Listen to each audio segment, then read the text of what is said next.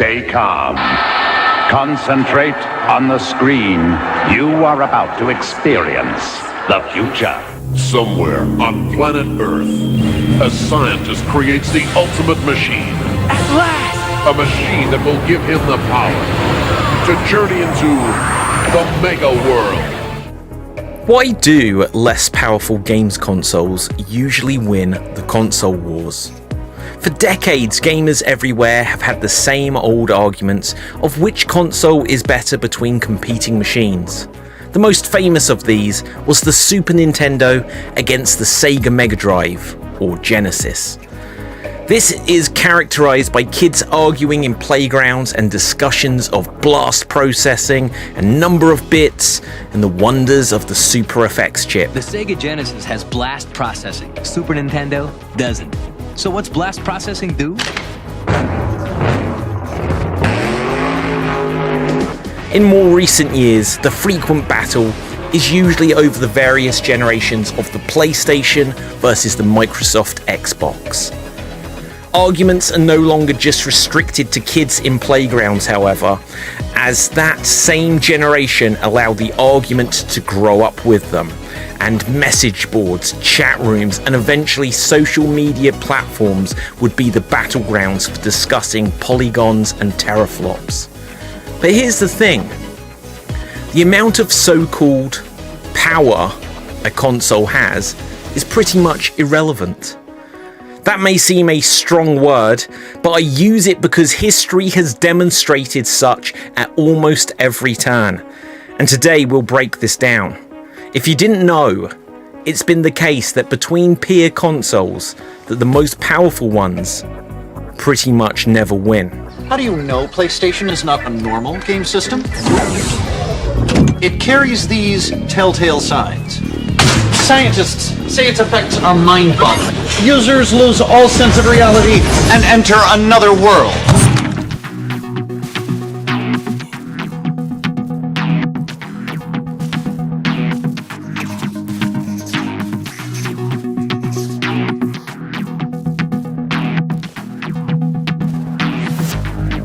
Before we get to the likes of the PlayStation and the Nintendo, we'll start at an era in which Atari was the king of the console ring. The Atari VCS. No, not the modern one of the same name, the original. The fun is back! Oh yes, sirree! It's the 2600 from Atari. Later known as the Atari 2600, the Atari 2600 was the most successful console of its era. This was despite that the Intellivision and Colecovision were both more powerful consoles. In these earliest days of the console wars, it was the Atari that hit the market first, and with console gaming with interchangeable carts being a new idea, people looked to Atari, who had made Pong, as the trusted brand to get behind.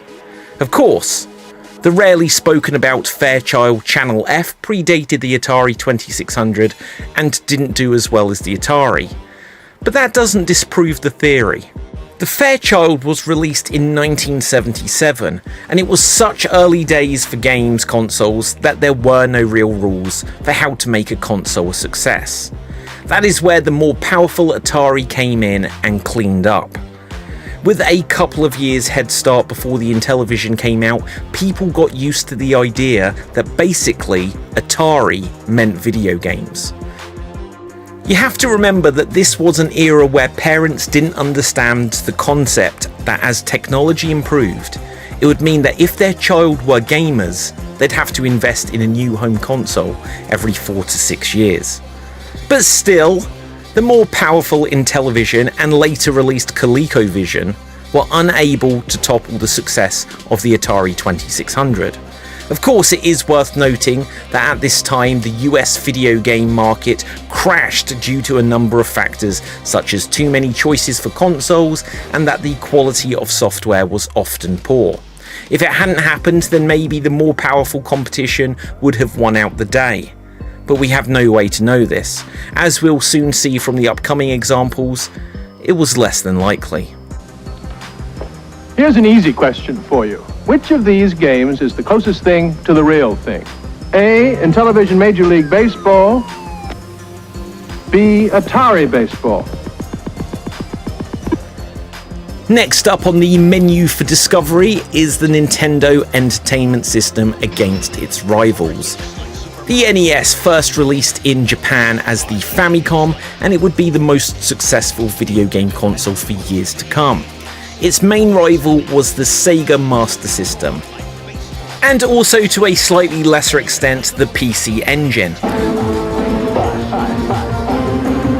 Buy Grafx 16 now and get one of 38 selected games free! What most people don't realise is that the Sega Master System, as we got in the West, was actually the third iteration of the console in Japan, and that its first version, the SG-1000, was released on the exact same day as the Famicom in Japan. Sega's efforts were more powerful, and Sega would lean on their arcade games for success, but the Famicom and the NES were able to easily win most places around the world. Of course, many of you will be familiar with the fact that the Sega Master System was a strong contender and possibly outsold the NES in Europe and the UK in particular, and then there is Brazil. In Brazil, the Sega Master System pretty much was the console king of gaming for decades, due to other systems not getting a release there, and the local company Tectoy licensing the console to release it there themselves. E olha o que a Tectoy fez com o preço, apenas 499 mil. But what about power? When you look at the Master System games next to equivalents on the NES, it's as clear as anything that the Master System is capable of more advanced graphics. Better sound too. The best Master System games can sometimes fool you to believe that they're actually early Mega Drive games, and that the Master System would eventually get the likes of Street Fighter 2 and Mortal Kombat 3. In Brazil at least. So how did the NES win? Surely gamers wanted the most powerful console and better graphics? Well, of course they did, but in this instance, as is usually the case, it comes down to games. All the power in the world doesn't matter if the better games are on the other system. Some may think this will be an argument for every following console generation we'll look at, but oh no, that isn't always the case, and it's not always that simple. Okay, the game is Shinobi. If the Atari had got a foothold with a significant head start, we can look at the NES versus the Master System and say it was about the games. Did you see the latest Nintendo newsletter? Whoa, nice graphics! I'd like to get my hands on that game. You mean you haven't played it yet? We can play it on my Nintendo Entertainment System. It's The Legend of Zelda, and it's really rad. Those creatures from Ganon are pretty bad. Octoroks, Tektites, Levers too. But with your help, our hero pulls through. Yeah, go Link, yeah, get Zelda. Awesome. Intense. The Nintendo Entertainment System. Your parents help you hook it up. The Legend of Zelda sold separately. There were good games on the Master System like Outrun, Altered Beast, Alex Kidd, and eventually Sonic the Hedgehog. But Nintendo was able to get a better library of games earlier in the console's lifespan. Donkey Kong, Super Mario Bros., The Legend of Zelda, Metroid, and the list goes on. Add to this that Nintendo were very aware of the effects that bad quality games could have on a console's chances, and so they introduced the Nintendo Seal of Quality and made it so that game developers would have to pay a license fee for producing games on the NES. Nintendo wouldn't let any old rubbish onto their system, and that was a smart move, but it did also later cause them problems. Nintendo wouldn't let games makers put out an unlimited number of games on their machine, and especially if they didn't meet their standards. Now, this didn't mean that every game was a AAA release, but it meant that bad games couldn't flood the market either. Oh, and Nintendo wouldn't let developers put out the same games on rival systems if they also wanted to be on the NES. This was Nintendo having a monopoly, but in the world of business, this was a checkmate move. Of course, Nintendo could only enforce this for so long, but it is the reason why even games with the same name on both the NES and the Master System would be completely different games.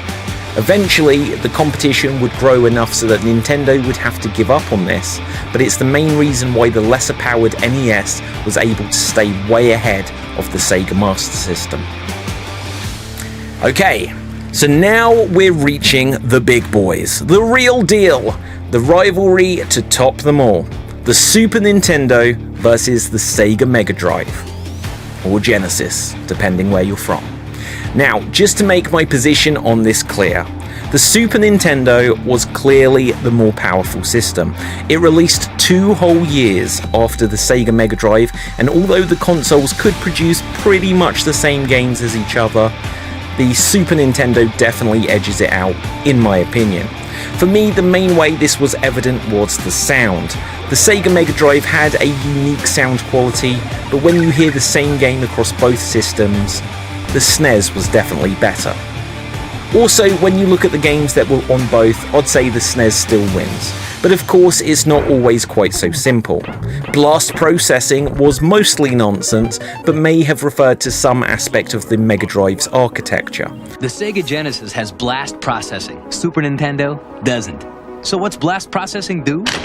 And there may have been something that the Sega console ran faster or smoother. A great example I look to is the game WrestleMania, the arcade game. The graphics to me always looked better on the SNES. That said, I do take note that when the Mega Drive version included the super heavyweight characters of Yokozuna and Bam Bam Bigelow that were cut from the Super Nintendo, it seemed like perhaps the Mega Drive could do something the Super Nintendo couldn't. As I know this is the most debatable comparison we'll cover in this discussion, I'll let you all decide which side of the fence you fall upon. You'll either agree with me that the Super Nintendo was more powerful and therefore see it as the SNES sold more units worldwide, and that somewhat disproves my theory. Or you'll think the Mega Drive was more powerful, and in which case it continues to prove my point. For my purposes, I'd argue that clearly I must believe that the SNES was the more powerful, or I wouldn't sabotage my own argument like this. But here's the thing, and you may have guessed what thing that was that is coming. The SNES and Mega Drive weren't the only consoles of the generation. The 4th console generation, as this era was known, was the last of the generations where every tech company just figured they wanted to pile into the home console market, and as such, there were lots of other contenders. And yes, generally speaking, they were more powerful than either the SNES or the Mega Drive. The PC Engine, aka the TurboGrafx 16, bridged the gap between the NES and Super NES console generations and wasn't as powerful, but the CDI, the Neo Geo, and even the Atari Jaguar and 3DO, which they themselves were bridging the gap to the next console generation, were much more powerful. You wanted more power. Arcade-like 4-dimensional graphics and 15-channel stereo sound. Neo Geo. There's no stopping us now. These latter two are counted as part of the 5th generation of consoles if you were to read Wikipedia, but they came out whilst everything was still Super Nintendo and Mega Drive, and had some crossover games where they didn't really have crossover games with the Saturn and the PlayStation. So I would say that even if generationally speaking they were a step towards the PlayStation and Saturn era, to me they really did compete against the Super Nintendo and Mega Drive. And they lost, despite their power. And so once again, I'll defend my position in the argument I'm making. Even if I were to count the 3DO and the Jaguar alongside the likes of the Saturn, PlayStation and N64, it isn't that I said that the weakest console wins, it's that the strongest doesn't. So if we count that the Jag and the 3DO, along with the Amiga CD32, CDI and Neo Geo, were all peers competing in the same generation at the same time, it's clear that the SNES, which won this generation narrowly over the Mega Drive, wasn't the most powerful. This said, I am willing to simplify the generation down to the SNES and Mega Drive as the only real consoles to have any degree of meaningful success, and say that in this instance, the more powerful, if only by a gnat's hair, did win. Coming back to the aforementioned Saturn, PlayStation and N64, things become quite simple for this discussion. The N64 was more powerful than the PlayStation and Saturn.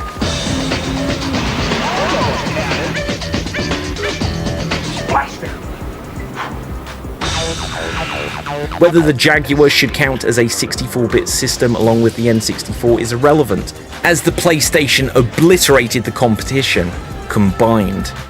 You can make the argument that the debate on which console is more powerful can have many different fronts. The PlayStation and Saturn used CDs, which held more data than the carts of the Nintendo 64.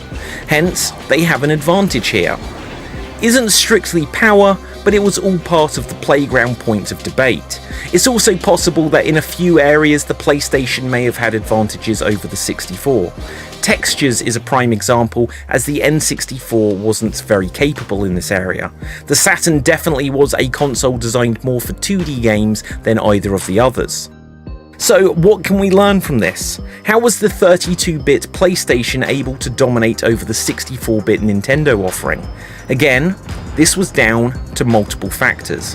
The N64 wasn't out until 1996 and 1997 if you were in the UK. So the Saturn and PlayStation had literal years head start over the N64 to build up a user base and a games library.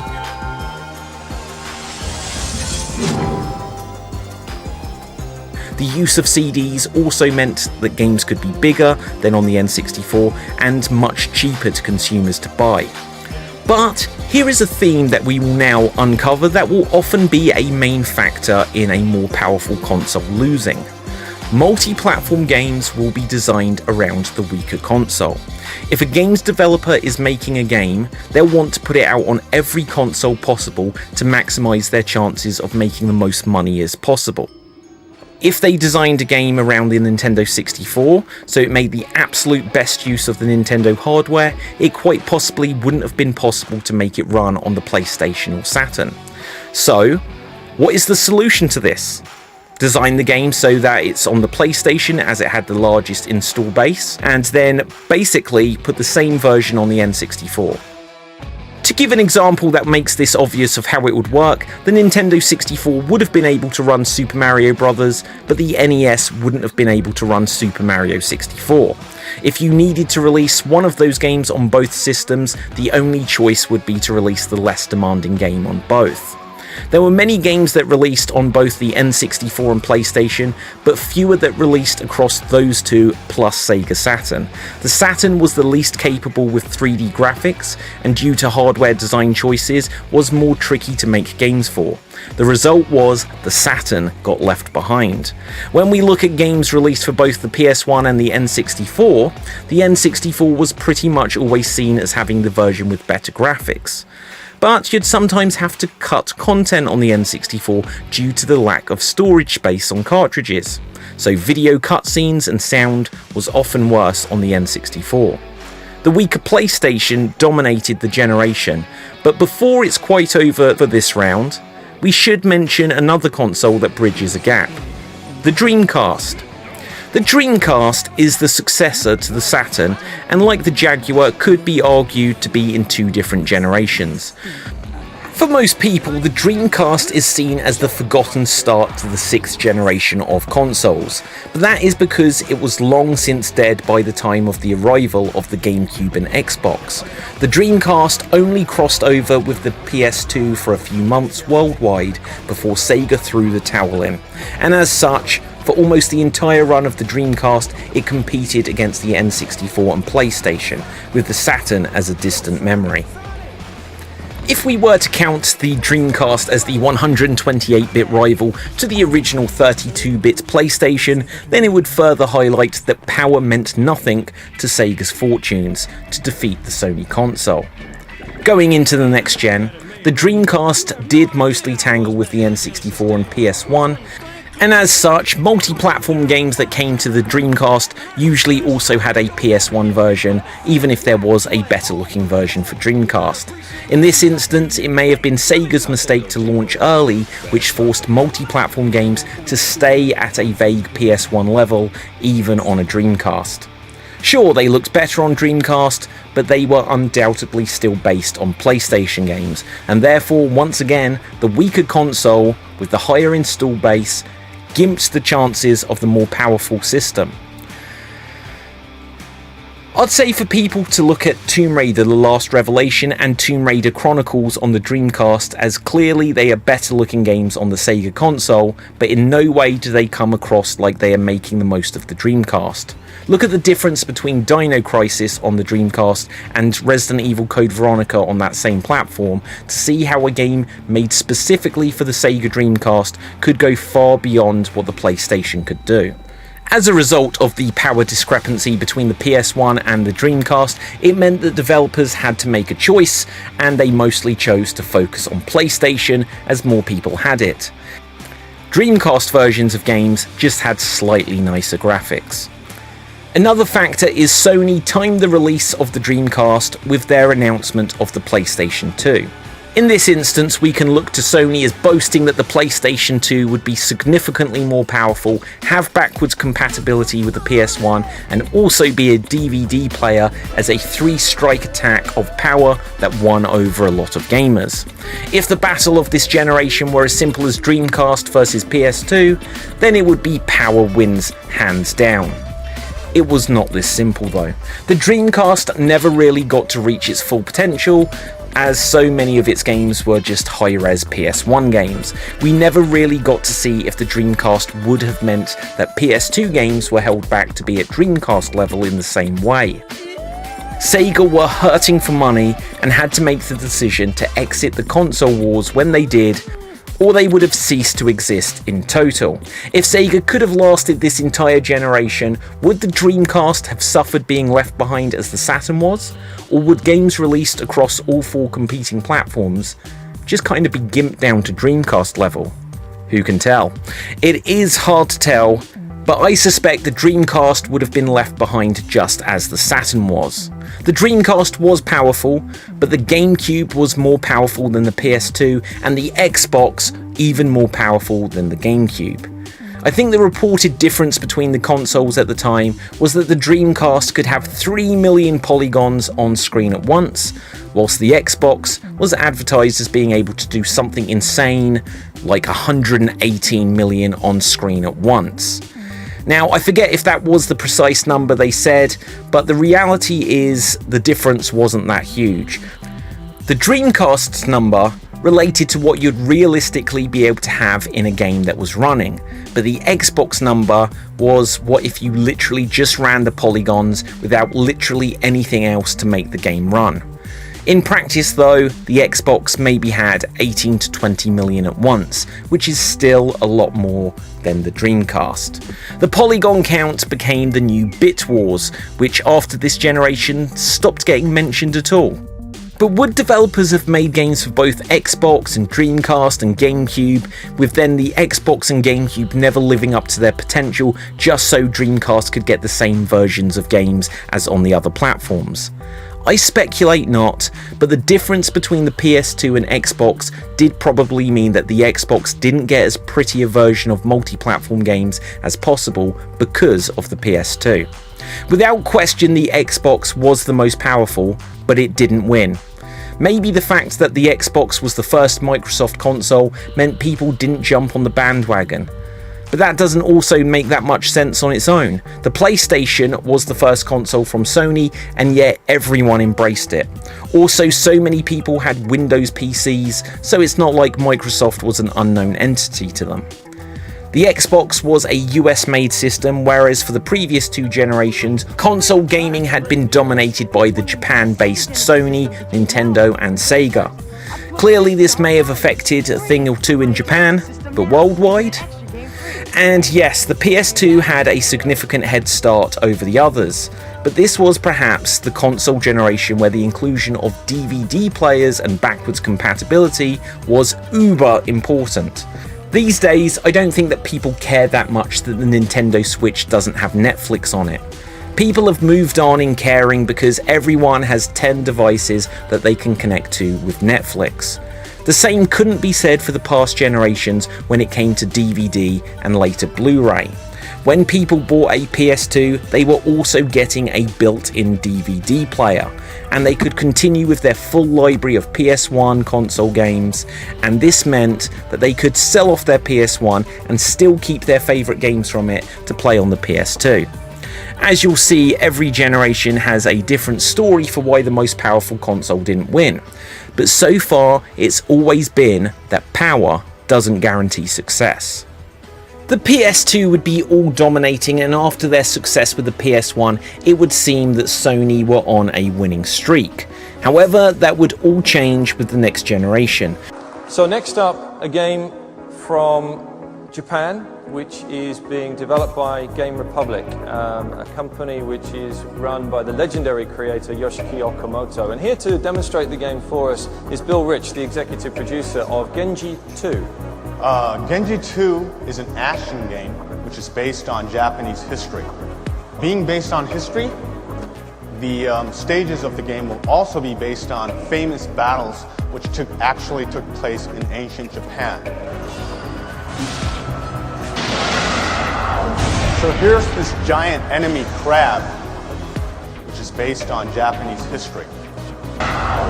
So here's this giant enemy crab, famous battles which actually took place in ancient Japan.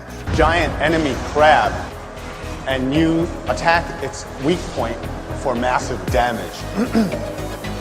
The PlayStation 3 would become the most powerful console of the next generation. It was fairly on par with the Microsoft Xbox 360, but the 360 would follow Sega's example with Dreamcast and launch first. With the 360 out first, the console was slow to receive next generation third-party titles, with many games just being prettier versions of whatever was coming out on the PS2, which again supports the theory that the lowest powered console will dictate the power needed to run games across all systems. Right now.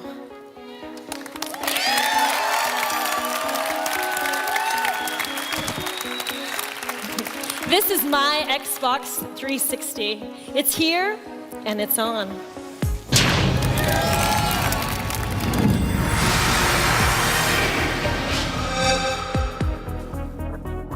After coming out in 2005, the Xbox 360 was followed by the PS3 in 2006, and like I said, it was fairly on par, but generally agreed upon that the PS3 was more powerful.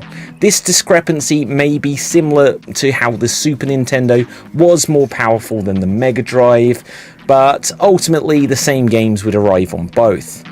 But as I'm sure everyone already knows, this was not about whether the Xbox 360 or the PS3 was more powerful to determine if the power didn't guarantee success. And that is because the winner of the generation was neither of them. It was Nintendo, with the Wii. This is by far the best example of power not meaning much in the discussion, as Nintendo absolutely dominated this generation with their insanely underpowered Wii. It's extraordinary how this came about, in fact. Legend has it that Nintendo were developing the successor to the Gamecube, and there was one team working on a console that would have rivaled the PS3, but another team worked on what would eventually release as the Nintendo Wii. The Wii, power-wise, was only marginally more powerful than the Gamecube, and is generally said to be on a level similar to the original Xbox, which, let us remind ourselves, was a peer to the Gamecube. Nintendo essentially released the Gamecube twice, and won. How did they take a console that lost the previous generation and effectively win with it in the next? How does that make sense? The Gamecube sold just over 20 million units, so following that they decided to release the near identically powered hardware, and this time it sold 101 million? What?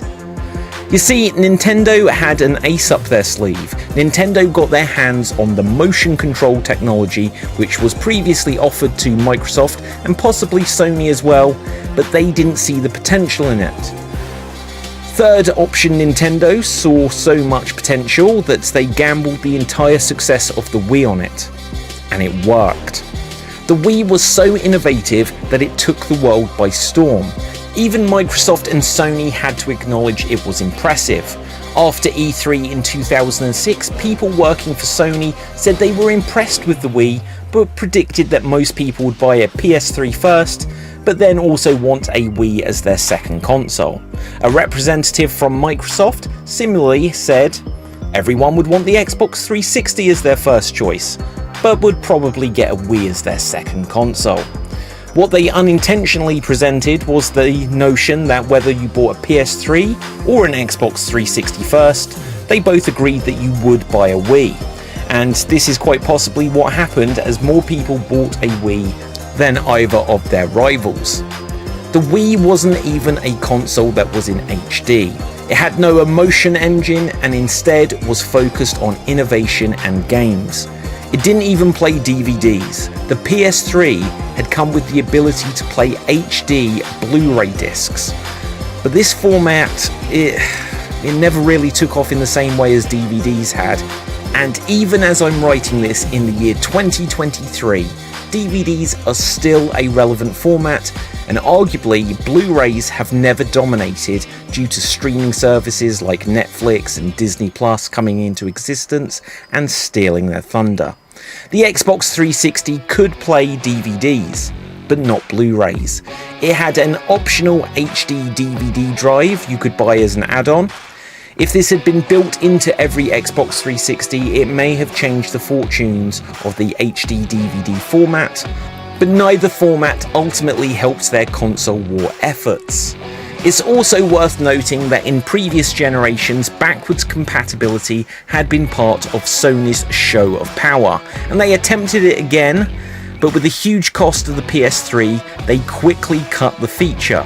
The Xbox 360 could play some original Xbox games, and the Wii therefore became the most consistent to offer backwards compatibility, as the Wii was compatible with all Gamecube games and nearly all accessories. But not the Game Boy player. Sorry about that. Just wouldn't connect. One thing that certainly would have helped the success of the Wii was the PS2. Yep, you heard that right. The Wii perhaps won and beat Sony because of their own PlayStation 2.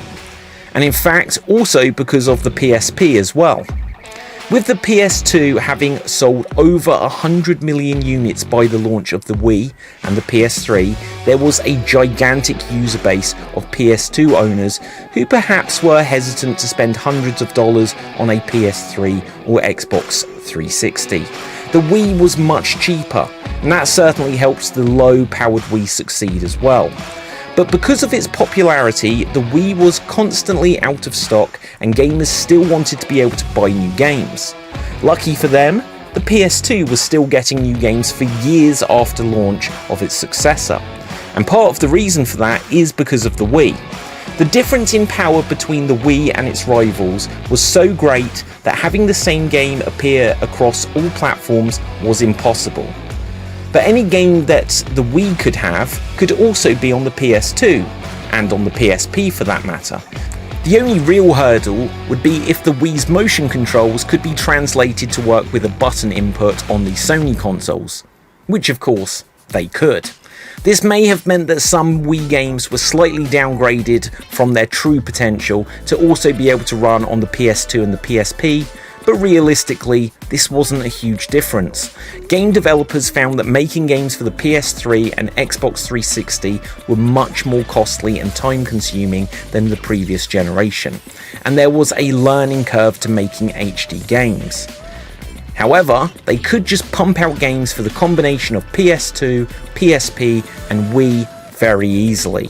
This meant the Wii had a huge library, and with the novelty of the motion controls thrown in, the Wii could be the preferred format for many. Nintendo's use of last generation tech meant that their console sold for a profit straight away, and their use of innovation to draw people in seemed to be a winning formula. What happened next, however, would change the landscape and also put a dent in my argument. Perhaps. But could it also be a perfect fit just for you? And the answer to that question is an emphatic absolutely. In fact, we're so convinced of it that we put that pronoun right in the name. So today, welcome to the world of Wii U. Nintendo didn't learn from Sega or Microsoft's mistakes and decided to be the first out of the gate into the next console generation. The Wii was starting to really show its age, and the novelty of motion controls was fading by 2012. So Nintendo announced a successor, the Wii U. the successor to the Wii that had an innovative tablet-style controller. Yeah, Nintendo's tablet controller was only usable by a single player and therefore fundamentally went against the Wii meaning of the word Wii, and also made the Wii U much more expensive than the Wii because the tablet controller wasn't cheap. Nintendo also made a massive error of releasing a second console on the trot that was effectively a generation behind its competition.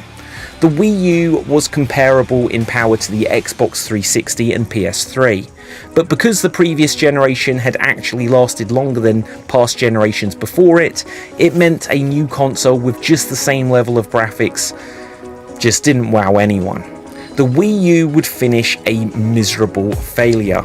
In 2014, both Sony and Microsoft would release the PS4 and Xbox One respectively.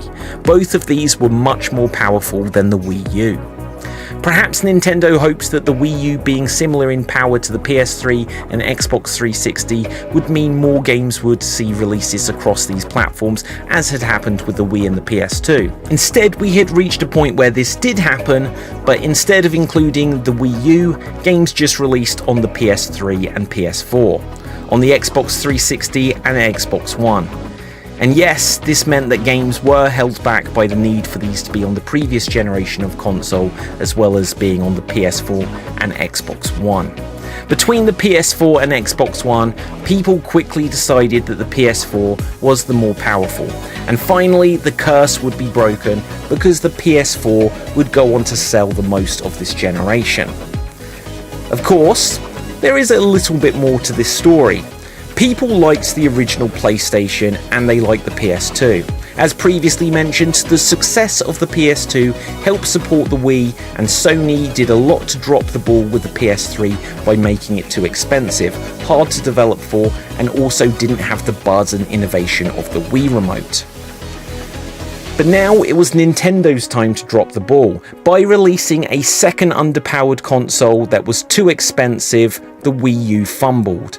Nintendo were also now only just learning how to make HD games, and so because of their choice for the Wii not to be HD, the company now was 6 years behind the competition in learning how to make HD games, and as such, there were game droughts. People often say that the Wii U was DOA, as the intro presentation was confusing and failed to excite fans and show the potential of the system, and so people thought it was just a tablet add-on to the original Wii. Basically, they botched their debut. Fortunately for Sony, so did Microsoft. When the Xbox One was shown off, it became apparent that the console would need to connect to the internet regularly, or you would lose the ability to play the games that you had paid for. It would also come with the Xbox Kinect camera, potentially spying on you at all times device. This made the console, which was less powerful than the PS4, more expensive by a huge amount. And on top of this, players wouldn't even be able to lend friends copies of their games. This is how you share your games on PS4.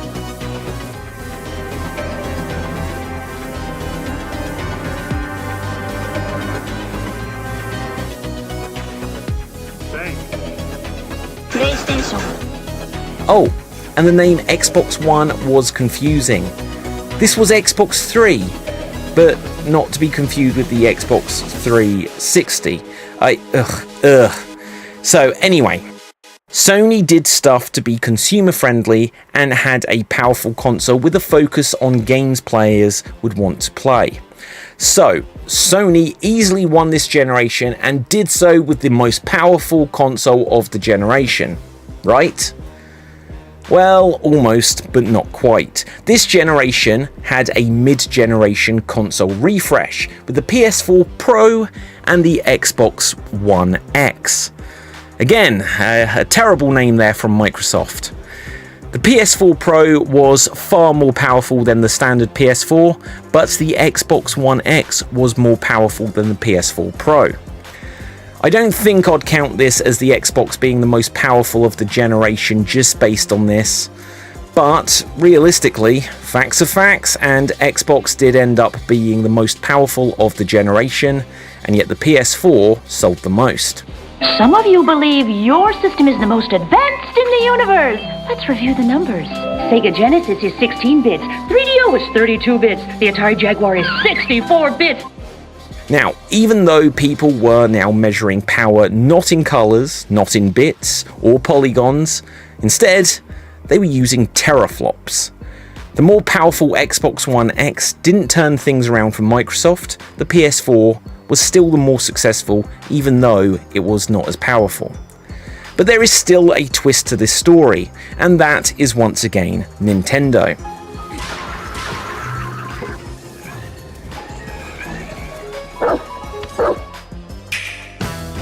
As has happened a few times in this discussion, we have pointed out that console makers sometimes send a console out first, they more often than not don't win. The Nintendo Wii U was such a Terra flop, see what I did there, that Nintendo would be the first to release its successor many years before the competition. This, of course, was the Nintendo Switch. Now, you do have to give some credit to Nintendo for supporting the Wii U for as long as they did. It was blatantly obvious within 12 months that the Wii U was doomed, but having seen Sega panic after the 32X and Saturn flopped and rush out the Dreamcast, Nintendo held their nerve and one way or another kept the Wii U going for 4 years. Yeah, it was still a short generation for Nintendo, and third parties basically gave up after the first year of the Wii U, but Nintendo, being stubborn as they are, weren't going to give up on the Wii U so quickly. Or shooting up at a spaceship. Another way in which Nintendo were once again stubborn is that they used the same tactic in releasing underpowered hardware for a third generation in a row. It worked the first time with the Wii basically being Gamecube powered, but it had blown up in their faces with the Wii U basically being an Xbox 360 level console. So Nintendo released the Switch, which, much like how the Wii took a flop of the GameCube and repackaged it, the Switch took their flop in the Wii U and repackaged it as the Nintendo Switch. Nintendo's ace up their sleeve was once again innovation. The Switch was both a successor to the Wii U and the Nintendo 3DS. Nintendo could consolidate their development resources, and now they only needed to make one console a success instead of two. So here's the thing, should the Switch be seen as a competitor to the PS4 and Xbox One, or was it just a very early arrival of what would become the rival to the PS5 and Xbox Series X and Xbox Series S? To be honest, I feel it's both. Even though it was a follow-up and successor to the Wii U in terms of generation, it was absolutely competing with the PS4 and Xbox One. If we take this into consideration, we can say that the Switch is the overall winner of the generation despite being much less powerful than either the PS4, PS4 Pro, Xbox One, or especially the Xbox One X. So yeah, there you go. PS4 winning its generation, disproving my theory. Not so much when you consider the Xbox One X being more powerful, and you also consider that the Switch, which outsold it, was significantly less powerful. Look, at the time of writing, the PS5 and the Xbox Series X/Series S have both been out for at least a couple of years, but games are still being made for their predecessors. This is partly down to the lack of supply of new consoles, which in turn is somewhat down to everything that 2020 brought to the world. Continued support for the older generations became a necessity, as chip shortages meant that Sony and Microsoft couldn't get the new generation into enough players' hands. So it meant the older generations got games for longer, which is no bad thing in a sense. The funny thing is that the Xbox Series S is said to be the most powerful when compared to the PS5. But once again, from all currently available information, it would seem that the more powerful Xbox is losing and being smashed by the PS5. It doesn't matter though, as the Switch is still hammering them both. Time will tell where this generation ends up, and sooner rather than later, we should expect Nintendo to announce the follow-up to the Switch. Coming a minimum of 3 years after the PS5 and Xbox Series X, Should the successor to the Switch be seen as the same or next generation though? Maybe the blurred lines of console generations are now such a thing it's too hard to accurately say when one generation starts and another ends. I've tried to be fair in my examination of this topic and presented alternatives even if I didn't fully agree because they perhaps didn't support my argument. But even on the areas where I give some wiggle room, I'd say there is still a pattern where the most powerful games consoles almost, if literally never, win the console wars they are in. Through this exploration, we've discovered that the curse of the most powerful console not winning its console generation is perhaps less of a curse, but more a series of circumstances that have always seemed to affect things in one direction. Now, I'm not a betting man, but I'd wager that after 8 generations of consoles and 40 plus years of gaming, that at least once within that time it would be indisputable that the most powerful console won and hammered all the competition. But it didn't happen. Now you're playing with superpower! You'll perhaps note that I haven't really touched on the handheld consoles within this, and that is intentional, as I'll open that can of worms in another discussion another day. We'll see if the pattern or curse continues on that front as well. But for now, we can but wait for the day where the most powerful equals most successful. But be warned, as Spider-Man once famously said, with great power comes great responsibility. So that's going to wrap things up for this documentary. I hope you enjoyed it. It's something a little bit different than what I've done here previously on the channel, but I have a lot more content like this coming up in the not too distant future, as well as all of the reviews and previews and all of the stuff I do frequently about retro themed games. So if you haven't done so already, I would really appreciate if you would smash that subscribe button here at www.youtube.com/@geekbattlegaming. Share the video, click the like, hit the notification bell, all that jazz. Leave us a comment. Do you agree? Do you disagree? Have I got this completely wrong? Let me know your thoughts, and of course I will respond to it in the comments. And so also, if you want to check out the written version of this discussion, we have it over on www.extremed.tv. And with that, until next time, stay safe, always stay extremed, and ciao for now. Boom! And we're off the air.